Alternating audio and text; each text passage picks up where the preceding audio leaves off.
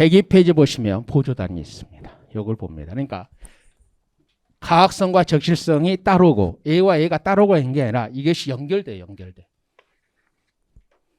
연결된 개념이에요. 그럼 봅시다. 여기 좀 보게요.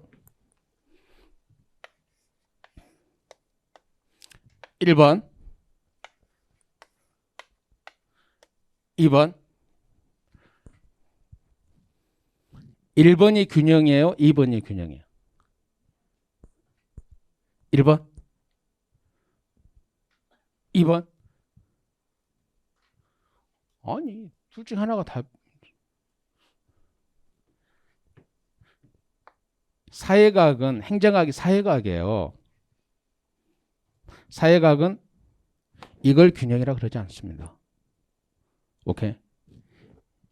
왜 이걸 균형이라 그랬냐? 이 존재 자체를 인정하지 않아요. 그러니까 사회과학에서는 이게 없어요. 사람이 살아가는 세상에 어떻게 이게 존재를 해요? 절대 존재할 수 없습니다. 그래서 사회과학은 이 자체를 인정 안 해요. 그러면 사회과학은 항상 얘야. 뭐라고? 항상 얘라고. 강자가 있으면 약자가 반드시 있어요. 부자가 있으면 가난한 사람이 반드시 있어요. 왜? 자원 희소하니까. 공무원 자리도 희소하죠.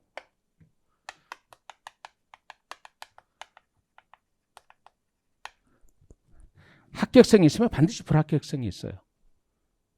오케이?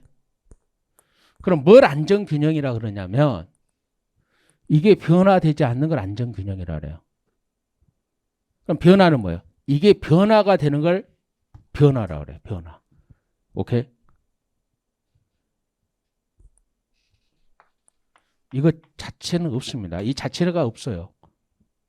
이 존재 자체를 인정하지 않습니다. 사회과학은. 그럼 계속해서 볼게요. 과학성이란과 적실성이라는 게 뭐냐면 과학성은 뭐예요? 이 적실성 기술성이야. 그 책에 보면서 똑같은 거죠. 과학성은 법칙을 정립하는 거예요. 뭐라고? 법칙을 정립하는 게 과학성이고 기술성 적실성은 뭐예요? 현실의 사회 문제를 해결하는 게 기술성 적실성이에요. 다시 한번. 현실의 사회 문제를 해결하는 걸 기술성 적실성이라고 그러고 법칙을 정립하는 걸 과학성이라고 그래요. 오케이? 계속해서 봅시다. 그러면 법칙을 정립한다는 게 뭐냐는 거예요. 여러분 원인과 결과라는 말 들어보셨죠? 다시 나올 테니까 가볍게 좀 들어봐요. 원인이 있으면 결과가 나와야 되죠. 이걸 인과법칙이래. 인과법칙. 원인이 있으면 결과가 나오니까 인과법칙이라고 그러죠. 원인을 뭐라 그래? 원인을. 뒤에 가면 나와. 그러니까 쓰지는 안 써도 돼요. 원인을 독립변수라 그래요. 결과를 종속변수라 그러는 거야. 동의어야. 원인 변수를 독립변수. 그러니까 원인을 독립변수라 그러는 거고 결과를 종속변수라 그래요. 오케이? 그러면 과학성이라는 것은 법칙을 정립하는 거죠. 인과법칙을 정립하는 거야. 그럼 뭘 결과로 놓고? 이걸 결과로 놓는 거야. 이걸 결과로 놓고 다른 말로 하면 이걸 종속변수로 놓고 이것을 결과로 놓고 오케이? 결과변수 종속변수로 놓고 합격생이잖아요. 부자잖아요. 강자잖아요. 여러분과 좀 합격생이라고 봅시다. 합격생을 뭘로? 결과로 놓고 뭐만 찾는다? 원인이 되는 게 뭐냐? 이것만 찾는 거야. 원인이 뭐냐? 이해가 돼요? 얘를 결과로 놓고 원인을 찾는 거야. 원인을. 이걸 뭐라 그래? 가학성이라 그래요. 일반 법칙을 적는 거죠. 그러면 여기는 가치 중립이라는 거하고 가치 지향이라는 거 있죠. 이게 무슨 뜻이냐면 봐봐. 이걸 그냥 가치 중립은 올바르다 올바르지 않다는 가치 판단을 안 해요. 예를 들어 볼게요. 여기에는 열심히 노력해서 정상적으로 된 사람도 있었겠지만 백을 사용해서 되는 사람도 있을 거 아니에요. 그러면 과학성 계열은 올바른 것과 올바르지 않는 것을 판단을 안 해요. 그럼 원인은 뭐가 되겠어요? 열심히 노력하든가. 또 하나의 원인은 뭐예요?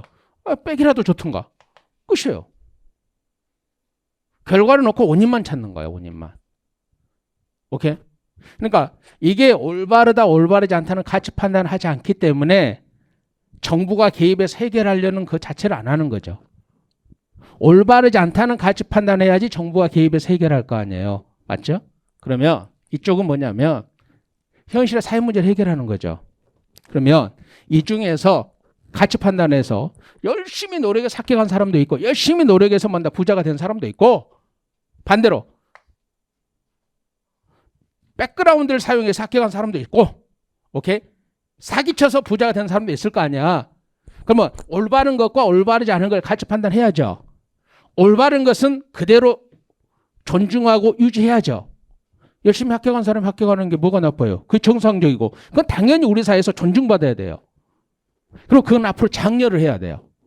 근데 열심히 노력하지 않는데 부정한 방법으로 합격한 사람이 있고 열심히 노력하지 않고 부정한 방법으로 부자가 된 사람들이 있을 거 아니에요. 강자가 된 사람들이 있을 거 아니에요. 그러면 그건 나쁜 거죠. 바람직하지 않죠. 이걸 가치 판단한다는 거예요. 그러면 가치 판단을 한다는 것을 가치 지향이라 그래요. 오케이? 가치 지향. 가치 판단 자체를 안 하는 걸 가치 중립이라 그래요. 그럼 봅시다. 그러면 가치 판단했죠. 올바르지 않은 것은 문제죠. 올바르지 않게 합격하고 올바르지 않게 부자가 된 건 문제야 바람직한 거야. 문제죠. 그럼 가치 판단했죠. 그럼 이 문제를 해결하기 위해서 정부가 개입해야 되죠. 그래서 이 문제를 해결하는 거야. 오케이? 그게 이쪽이야. 적실성, 현실의 사회 문제를 해결한다. 당연히 뭔가 가치 판단을 해야 돼요. 가치 판단을 하는 걸 가치 지향. 오케이? 그럼 이쪽은 과학성은 뭐냐면 일반 법칙을 정립하는 기 때문에 이걸 그냥 주어진 결과로만 보는 거야. 오케이? 결과로만 보는 거고 그럼 원인만 찾는 거야. 그러니까 이 자체가 올바르게 됐다 올바르게 됐지 않다는 가치 판단을 해야 안 해? 안 해. 이처럼 가치 판단을 하지 않은 걸 뭐라 그래? 가치 중립이라 그래. 가치 판단을 하지 않는 것을 뭐라 그런다? 가치 중립. 오케이? 그러면 법칙은 똑같죠? 똑같잖아. 그러니까 법칙이지. 그러니까 이건 보편적 법칙이라 그래요. 그러면 가치 판단이 들어가면 똑같은 거 있을 수 없죠. 그러니까 보편적인 게 아니라 그 문제의 특수성에 따라 달라지는 거예요. 오케이? 그 문제 상황에 따라 달라지는 거죠. 그걸 특수성이라 그래요. 그래서 여기 다시 봅니다. 과학성 계열은 일반 법칙을 정립하는 거고 일반 법칙을 정립하기 위해서는 가치 판단을 하면 안 돼. 오케이? 그걸 보편적 법칙이라고 그러는 거고. 그러면 적질성은 현실의 사회 문제를 해결하기 위해서 오케이? 문제인지 아닌지 판단해야 될 거 아니에요. 그래서 가치 지향, 가치 판단하는 겁니다. 가치 판단하게 되면 상황에 따라 특성이에요. 보편적인 건 없어요. 오케이? 그래서 따로따로 배우는 게 아니라 이게 하나의 문구으로 연결되어 있다는 것만 기억하시면 돼요. 그러면 이제 우리가 내일 배운단 말이에요. 내일. 이쪽 계열의 행정학 이론들을 행태주의 접근법이라 그래요. 이쪽의 계열의 행정학 이론을 후기 행태주의 접근법이라 그래요. 이쪽에 가장 대표적인 학자가 누구예요? 그 사이몬이야, 사이몬. 오케이. 나중에 이제 내일 배우게 될 겁니다. 이게 하나의 흐름. 그러니까 이걸 외우는 게 아니라 이 자체적으로 이렇게 돼 있다. 이렇게 한번 보시라는 겁니다. 오케이. 그다음 이렇게 됐죠? 그다음에 이제 4번으로 가시면 미시적 접근법과 거시적 접근법이잖아요. 오케이? 그럼 미시는 뭐야? 개체를 연구하는 게 미시 이론. 거시는 전체를 연구하는 게 거시 이론이야. 오케이? 다시 한번 뭐라고? 미시는 개체를 연구하는 거고 개별적인 것을 연구하는 게 미시 이론이고 거시 이론은 전체를 연구하는 거예요. 나 좀 봅시다.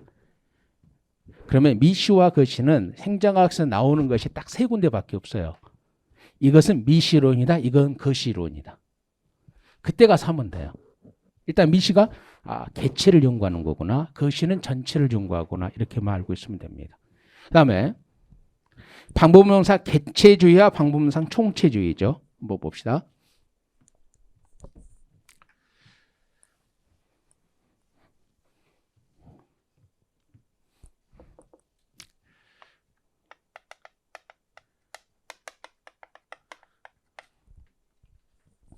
이게 더한다는 뜻이답니다. 수학에서. 잘 몰라. 수학 선생님한테 배웠어. 개체를 더해놓으면 전체가 나와요. 오케이? 그러면 전체는 다시 개체로 되돌려줄 수 있죠. 왜? 개체 합이 전체잖아. 그러니까 전체는 다시 개체로 되돌려줄 수 있죠. 그래서 전체주의를 다른 말로 뭐라 그래요? 죄송합니다. 개체주의. 개체를 더해놓으면 전체가 나와요. 이것을 방법명사 개체주의라고 그래요. 개체주의. 개체를 더해놓으면 전체가 나온다. 이걸 방법명사 개체주의라고 그러는데, 오케이? 그러면 전체는 다시 개체에게 환원, 되돌려 준다는 걸 환원이야. 그래서 개체주의를 다른 말로, 이건 이제 방법명사 개체주의인데,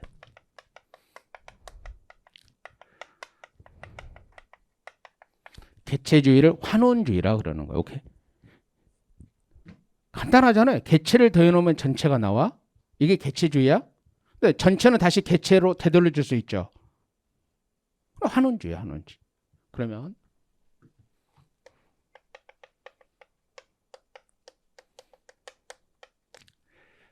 개체를 더하더라도 전체가 안 나오죠. 이게 이제 방법론상 총체주의 또는 전체주의라고 그런단 말이에요. 오케이? 이걸 신비주의라고 그래요. 개체로 설명할 수 없는 전체만이 갖고 있는 게 있죠. 개체합이 전체가 아니니까. 개체를 아무리 더해도 전체가 안 나오잖아요. 그러니까 개체로서 설명할 수 없는 게 있죠.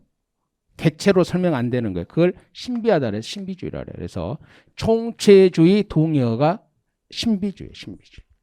개체주의 동의어가 한원주의고, 오케이? 이것 자체도 여기서 나오는 게 아니라 우리가 신제도론이라는 행정학 이론과 공공선택론이 들어가서 얘가 개체주의냐 전체주의냐 그렇게 나와요. 그러니까 이 자체가 이런 거 있다는 정도만 알고 있으면 돼요. 개체를 더해놓으면 전체가 나온다. 이걸 개체주의라고 그러고, 오케이?